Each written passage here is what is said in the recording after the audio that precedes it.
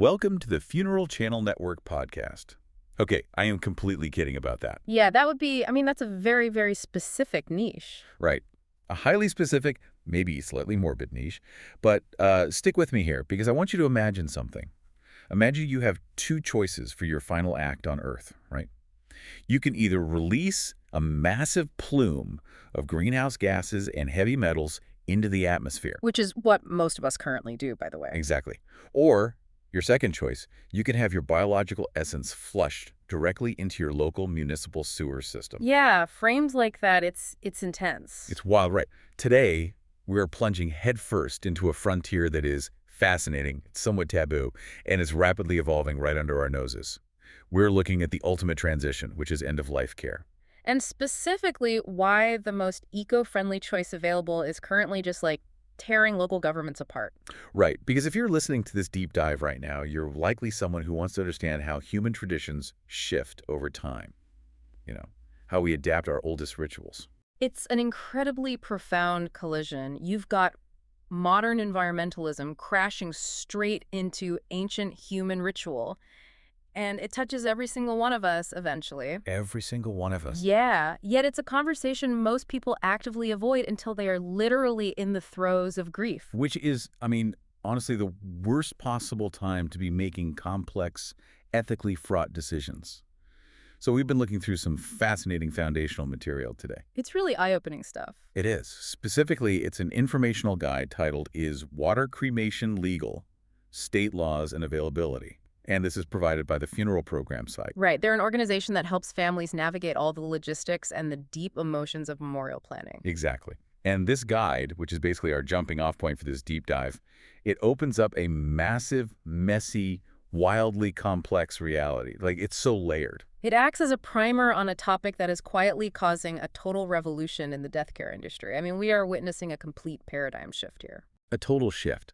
Because environmental concerns are becoming a core value for more people, right? So families are actively searching for gentler, eco-conscious options. But as we're going to see, the transition from traditional practices to these sustainable ones is, well, it's anything but smooth. Oh, it's a rocky road.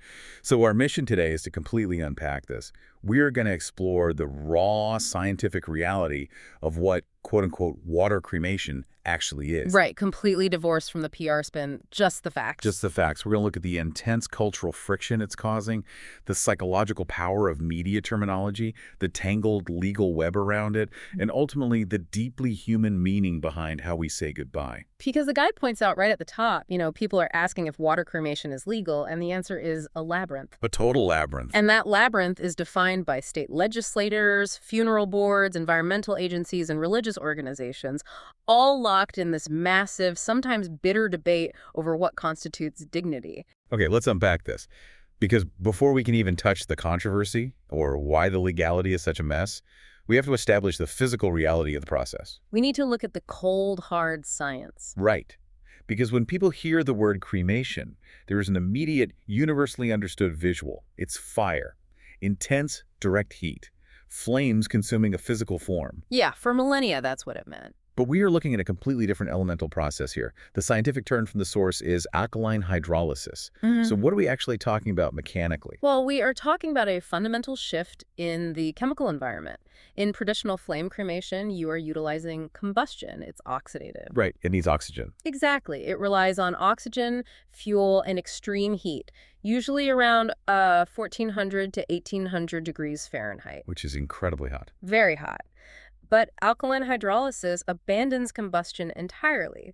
Instead, the body is placed inside a specialized, pressurized stainless steel chamber. Okay, I'm picturing this. Does it look like a high-tech industrial cylinder? Yeah, exactly. Or kind of like a hyperbaric oxygen chamber you might see in a hospital. Wait, so the body goes into this steel tube. Is it just submerged in water? Because if we're talking about decomposition, water alone takes a very, very long time to break down organic matter. Right. No, it's not just water. The chamber is filled with a specific mixture. It's roughly 95% water and 5% alkaline chemicals. Okay, 95.5. What kind of chemicals? Usually this is potassium hydroxide, sometimes sodium hydroxide.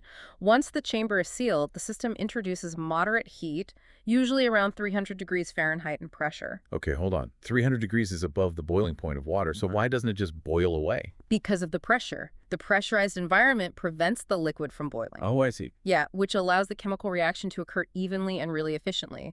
And this specific combination, the water, potassium hydroxide, heat, and pressure, it acts as a massive catalyst. So it speeds everything up. Exactly, because human tissue is predominantly water, proteins, and fats. The alkaline solution rapidly breaks down the complex organic bonds of those tissues into their simplest, most basic elemental building blocks. Like what? What's left? You're left with amino acids, peptides, sugars, and salts. Wow. It's essentially a massive acceleration of what happens naturally in the earth, isn't it? That's a perfect way to look at it. Like, let me try an analogy here for you listening. Think about a body laid to rest in an unlined grave, returning to nature the way humans have for millennia. Right, a green burial. Yeah. Over the course of decades, soil chemistry, moisture, and naturally occurring bacteria slowly break down the soft tissue until only the skeleton remains. That is natural decomposition. And it takes a very long time. Exactly. But what we are talking about with alkaline hydrolysis in this pressurized chamber is essentially that exact same biological degradation, just fast-forwarded on a scientific time-lapse. Yes. We're doing in a few hours what the earth and water do over decades. That is the exact mechanical reality. You are manipulating the variables of nature to achieve an identical biological endpoint. And that endpoint is really crucial to understand. Why is that? Because there is a massive misconception about what is actually returned to the family, regardless of the method used. Oh, you mean the ashes? Right. In both traditional flame cremation and alkaline hydrolysis, the end result returned to the family is not literally ash. Not like wood ash from a campfire. Exactly, not at all. It is bone fragment.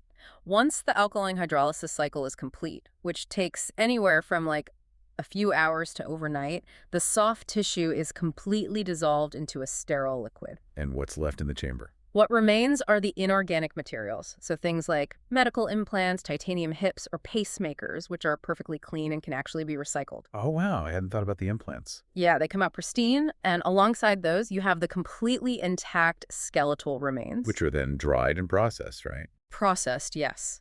Essentially pulverized into a fine powder and then placed in an urn.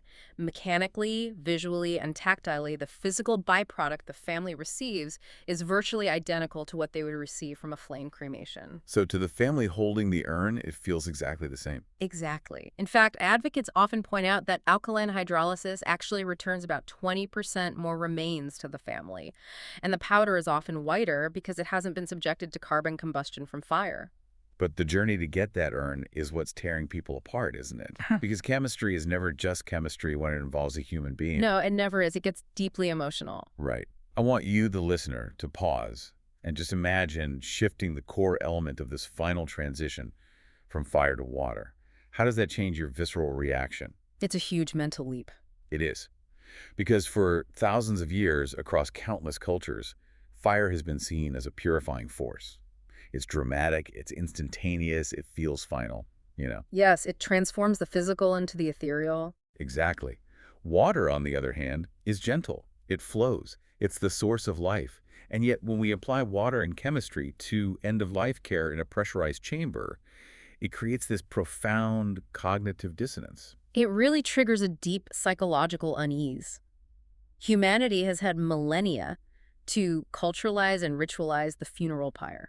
We have stories about it. Myths. Exactly. Fire has an established mythology. It releases the spirit. It turns the body to smoke that rises to the heavens. It is a known, accepted, and categorized practice. And we don't have that for this. No, we don't have thousands of years of cultural framework for potassium hydroxide and stainless steel pressure vessels. Which leads us straight into the battleground of terminology. Because the stark clinical reality of the process, alkaline hydrolysis, pressure vessels, cellular breakdown, it's frankly terrifying for the average grieving family to process. It sounds like a science experiment, not a funeral. Right. So society, the death care industry, and the media, they all try to make sense of it through language. And the language being used is actively dictating public acceptance. The linguistic spectrum here is just a masterclass in framing. On one side, you have the advocates and the industry providers. And what do they call it? They use terms meticulously designed to soothe and comfort. They call it water cremation, or aquamation, Aquamation. green cremation, or flameless I cremation. mean, aquamation sounds like a luxury spa treatment. It sounds incredibly peaceful. But isn't calling it green cremation a bit of a psychological trick? How so? Well, cremation literally derives from the Latin word cremare, which means to burn by fire. They are attaching a comforting, familiar word cremation to a process that involves absolutely no fire. That's a very fair point. They are trying to piggyback on the societal acceptance of flame cremation while simultaneously claiming to be the eco-friendly alternative. It is absolutely a framing mechanism. They are trying to build a bridge of familiarity for the consumer. If you tell a family, hey, we offer alkaline hydrolysis, it sounds like an industrial waste disposal process. Yeah, I'd see no to that. Right.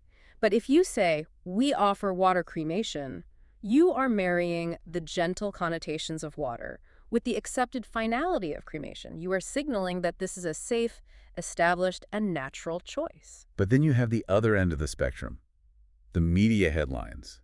And this is where the cultural friction just explodes. It really does. Because while the industry is whispering aquamation, the sensationalist headlines are screaming phrases like liquid cremation, or worst of all, body dissolving. Oh, the psychological impact of the phrase body dissolving cannot be overstated. It's horrific. Body dissolving sounds like a scene from a mob movie, where someone is trying to destroy evidence in a vat of acid in an abandoned warehouse. Yeah, it completely strips away every ounce of dignity. But let me push back on this cultural reaction for a second. If traditional cremation literally means burning a human body with direct 1800-degree flames until it is reduced to charred bone fragments. It is an intense thing to visualize. Right, which objectively is a violently destructive act. Why does our cultural psyche find the idea of dissolving in a sterile water solution so much more shocking? Why is fire acceptable, but water is ick? It comes down to intent and agency in our cultural narrative.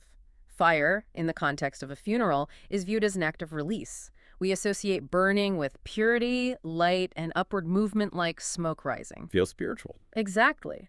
Dissolving, on the other hand, is culturally coded as an act of erasure. Think of how the word is used in popular culture. Acid dissolves. It melts things away into an undifferentiated puddle. That's a grim image. It is. It implies a loss of form, a loss of identity, a melting into the drain. It doesn't trigger thoughts of the soul ascending. It triggers thoughts of biology turning to sludge. Wow. So it just weaponizes our fear of the unfamiliar. Absolutely. Because if you are a citizen reading a headline that says your state legislature is debating whether or not funeral homes can dissolve bodies, your immediate visceral reaction is going to be revulsion. Of course it is. You aren't going to look up the environmental data or the safety of potassium hydroxide. You're going to call your representative and say, absolutely not. And this is exactly why the adoption rate is painfully slow. We are dealing with an entirely new paradigm for a very ancient human ritual, and the public misunderstanding is just vast. That's a huge roadblock. When the media strips away the potential for ritual and reduces it to a grotesque chemical reaction, it paralyzes the legislative process entirely. And this clash of language, from eco-friendly aquamation to grotesque body dissolving, it directly fuels the very real, very intense ethical and environmental debates that are halting progress. It's not just semantics. Right. This isn't just a PR problem. There are deeply held values on both sides of this divide. So let's look at the supporters first. The primary argument is environmental stewardship. Yes. They argue this process is cleaner and vastly more environmentally responsible than traditional flame cremation. And the environmental data regarding traditional flame cremation is pretty sobering. Heating a chamber to 1800 degrees Fahrenheit for several hours requires a massive amount of fossil fuels. Typically natural gas, right? Yes, typically natural gas. A single traditional cremation can produce roughly 500 pounds of carbon dioxide. 500 pounds from one cremation. From one. Now, when you multiply that by the millions of cremations performed globally each year, the carbon footprint is staggering. That's immense. Furthermore, flame cremation releases heavy metals into the atmosphere, most notably mercury from older dental fillings, along with other particulate matter. So think about this. For a family that has spent their entire lives trying to be conscious of their environmental impact, maybe they drive electric cars, they compost, they vote for climate initiatives, the realization that their final parting act on Earth is going to be a massive emission of greenhouse gases and vaporized mercury. I mean, that is a terrible irony. Exactly. It contradicts everything they stood for. So for those individuals, water cremation offers an alternative that aligns seamlessly with their life's philosophy. Because the numbers are much better. Vastly better. Alkaline hydrolysis uses approximately 90% less energy than flame cremation. 90% less energy. That's huge. It is. It produces zero direct emissions of greenhouse gases. The carbon footprint is a fraction of the traditional method. The environmental math strongly favors alkaline hydrolysis. Okay, so here's where it gets really interesting, though. You look at that environmental math and you think, okay, less energy, fewer emissions, no vaporized mercury. It's a win-win. It seems obvious. Right, why is there even a debate? But the critics are not arguing about energy efficiency or carbon footprints. No, they're looking at a completely different metric. They're arguing about something much more abstract, deeply personal, and notoriously difficult to quantify. They are questioning the fundamental ethics of the process, specifically focusing on what happens to the water after the body is broken down. And this is the crux of the moral opposition. So explain this part, what happens? Well, after the alkaline hydrolysis cycle is complete, you are left with two things. You have the intact bone fragments, which, as we discussed, are processed and returned to the family. Right, the ashes. And you have the liquid solution. Now, this solution contains the water, the alkaline chemicals, and the completely broken down organic building blocks of the deceased's soft tissues. The amino acids and all that. Exactly, the amino acids, peptides, and sugars. It is entirely sterile. There is no DNA left. There are no pathogens.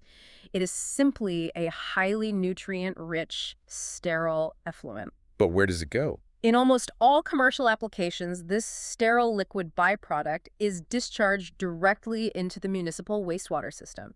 It goes down the drain. Okay, I have to stop you there, because I can completely understand why people balk at this. It's a huge mental block. You are putting a loved one, or at least the organic essence of a loved one, into the sewer system. You are flushing them alongside everyday municipal waste, industrial runoff, and raw sewage. I mean, even knowing it's sterile, even knowing the DNA is gone, the psychological hurdle of that is massive. I struggle with it just thinking about it. You are touching on the exact friction point raised by religious organizations and ethicists. For many traditions, the human body is sacred. It's not just a shell. Right. It is not merely a biological machine. It was the vessel of the soul, the temple of the human spirit. Even in death, it demands a specific prescribed reverence. Like burial.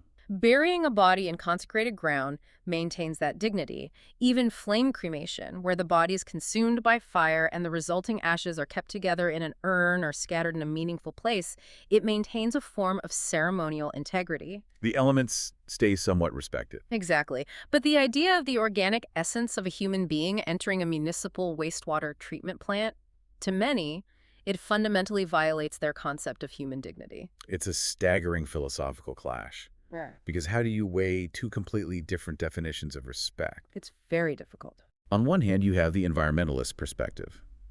To them, respect for the dead means doing the least amount of harm to the planet they leave behind.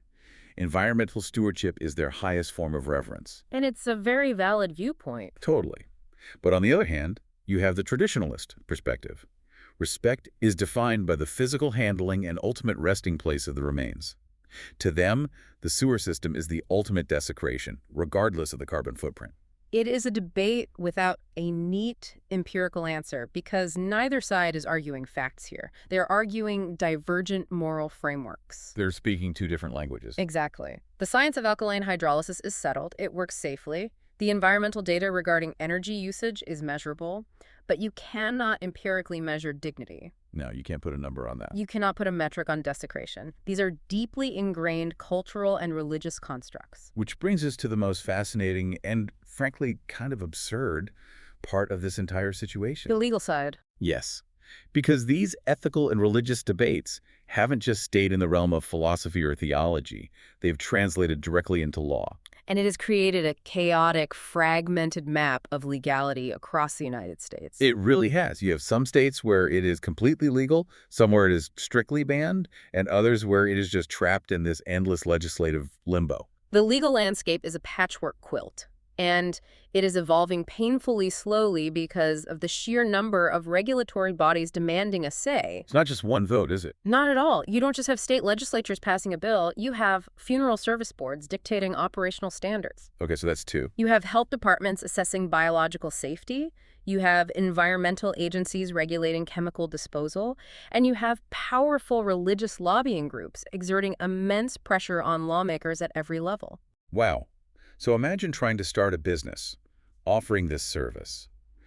You have to satisfy the moral conscience of the local politicians, the licensing requirements of the funeral board, the biological safety standards of the health department, and the chemical parameters of the Environmental Protection Agency. It is a logistical nightmare. And within that nightmare is one specific, massive hurdle that absolutely blows my mind: the sewer pipe paradox. Yes, the wastewater disposal requirements. Explain this because it's wild. Well, in many jurisdictions, before an alkaline hydrolysis facility can even open its doors, it must secure specific permits for wastewater disposal from the local municipality. Think about the gravity of this.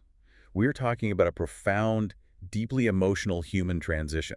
We were talking about constitutional debates over religious freedom, bodily autonomy, and environmental ethics. Heavy, heavy topics. And the final deciding factor on whether or not a family can utilize this method of farewell comes down to the diameter and pH capacity of the local sewer pipes. Civil engineering is literally dictating end-of-life rights. If we connect this to the bigger picture, it is the ultimate collision of the sacred and the mundane. It really is. Because municipal wastewater systems are finely turned biological and chemical engines. They are designed to handle specific flow rates, specific pH levels, and specific biological oxygen demands. They're a delicate balance. Very delicate. The liquid byproduct of alkaline hydrolysis, while sterile, is highly alkaline and carries a massive nutrient load.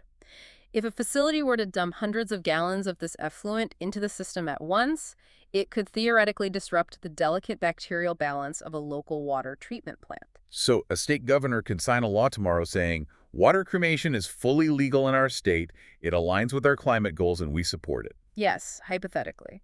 But if a specific town's wastewater infrastructure isn't robust enough to handle the effluent, or, let's be real, if the local water board simply feels morally uncomfortable granting the permit, a funeral home in that town still cannot offer the service. Precisely. The grand ethical approval is entirely bottlenecked by municipal plumbing. That is just wild to me.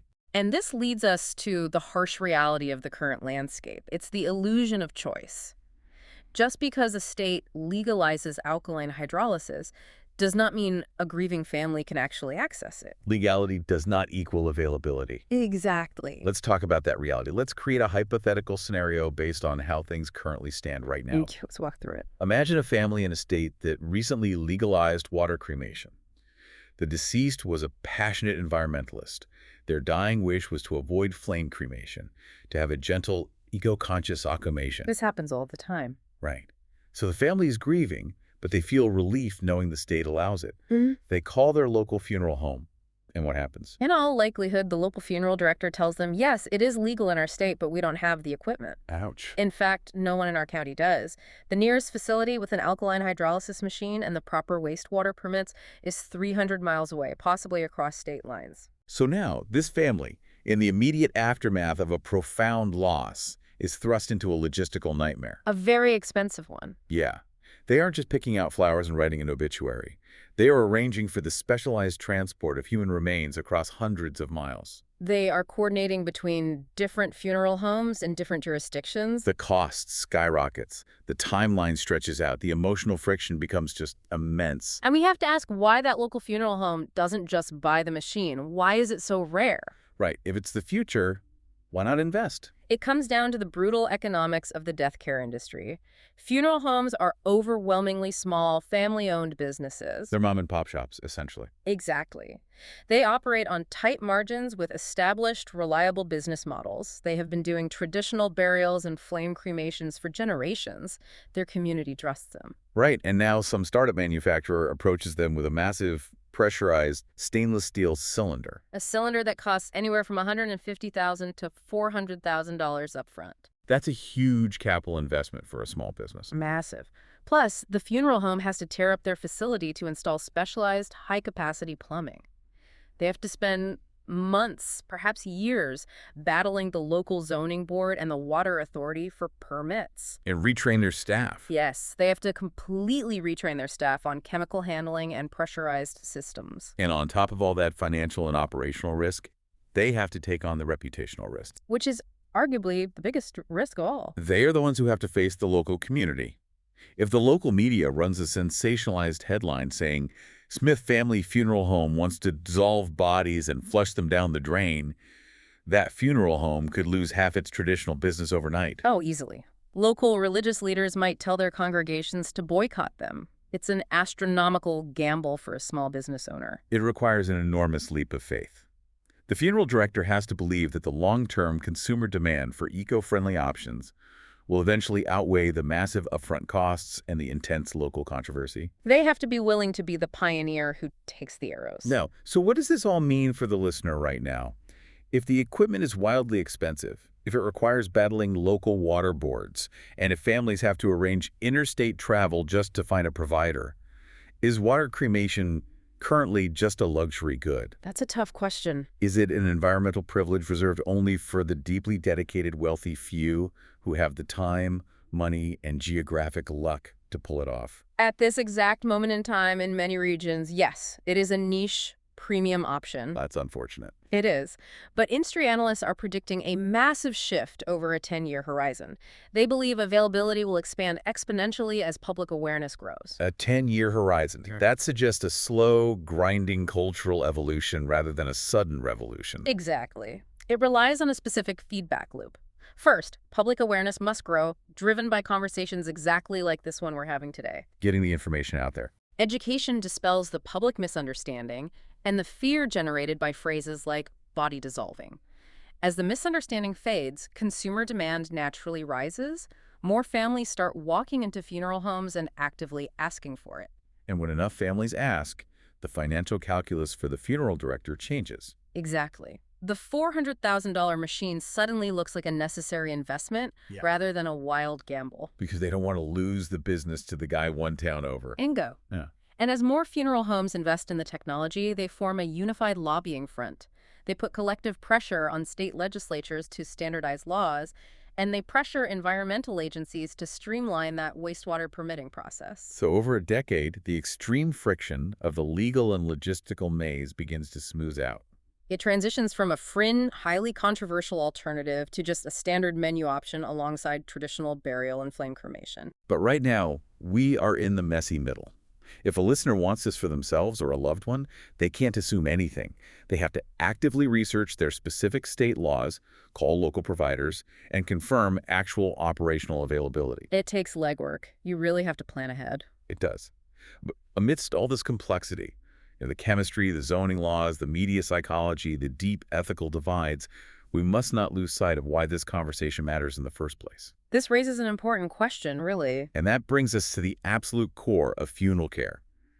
Because it is so easy to get lost in the weeds here. Very easy. It's easy to debate greenhouse gas emissions versus liquid effluent. It's fascinating to philosophize about how municipal plumbing regulates human morality. But strip away the pressurized chambers, strip away the 1800-degree flames, strip away the legislative battles. What are we actually left with? We are left with human beings who are grieving. We are left with the universal agonizing experience of profound loss. Right. Does the core human need change just because the technology of disposition changes? Not at all. In a modern world defined by information overload, rapid technological advancement, and endless consumer choices, the fundamental reality of grief remains completely untouched. The method of physical disposition, whether a body is returned to the earth in a wooden box, transformed into ash and smoke by fire, or accelerated into its base elements by water and alkalinity, is ultimately just the physical mechanism. It is the secondary layer. The primary layer, the true essence of a funeral, is the remembrance. It is. It's how the living support each other. It's the gathering of community. It's telling stories, crying, laughing, finding some measure of closure. Whether a family chooses the ancient familiarity of traditional flame cremation or navigates the exhausting bureaucratic labyrinth of water cremation to honor a loved one's eco-conscious values, the tears fall the exact same way. The ritual of remembrance is what endows the process with dignity. The love and respect shown by the survivors is what makes the transition sacred, not the specific temperature or chemical makeup of the chamber used. Which is exactly why organizations like the Funeral Program Site exist, right? Yeah. Their role isn't to push one agenda or one method over another. No, not at all. Their role is to hold the family's hand through whatever maze they choose to navigate. They provide the programs, the education, the tangible touchstones that help people process the emotional weight of the moment, regardless of the physical method of disposition. They recognize that while the industry is undergoing this huge technological and environmental revolution, the human heart requires the exact same compassion it always has. It really is an incredible journey when you step back and look at the whole picture. We started this deep dive with a very simple, pragmatic question. Is water cremation legal? And to genuinely answer that, we couldn't just give a yes or no. No. We had to travel through the cellular biology of alkaline hydrolysis. We had to dissect the dark psychology of media sensationalism. We explored a deep, almost irreconcilable ethical divide between environmental stewardship and traditional views of bodily sanctity. We untangled the bizarre reality where state laws are held hostage by local sewer pipes. We looked at the tough, risky economics of the funeral industry and that 10-year horizon for accessibility. And finally, we arrived right back at the beginning, which is the human need to honor our dead. It demonstrates how a single shift in technology can illuminate the entire complex web of our society. It forces us to examine our laws, our infrastructure, our language, and our deepest, most unspoken values. It truly does. Every tradition we currently hold dear, every ritual that feels timeless and unquestionable today, was once a new, unfamiliar, and likely controversial idea. Which leaves me with a final thought, something for you, the listener, to mull over long after this deep dive ends. We've talked extensively about the push for water cremation being driven by a modern, urgent desire to protect the earth to ensure our final act doesn't harm the planet. Right. If this cultural shift continues, if that 10-year horizon is accurate, and water cremation becomes widely accessible, affordable, and culturally normalized, what happens to our perception of fire? That's a fascinating thought. Will our reliance on traditional high-emission flame cremation eventually be viewed entirely differently by future generations? Will it no longer be seen as a familiar, comforting, purifying ritual, but rather judged harshly as a destructive relic of a less environmentally conscious era? Ultimately, does the final physical mark we leave on the environment define the truth of how we lived within it? That is a profound, paradigm-shifting question to carry forward into the future. It is. Thank you for joining us on this deep dive. We know we waded into some heavy, complex waters today, but we hope we've helped unpack the science, the law, the profound humanity behind this hidden revolution. Until next time, keep questioning the world around you, keep learning, and we'll catch you on the next one.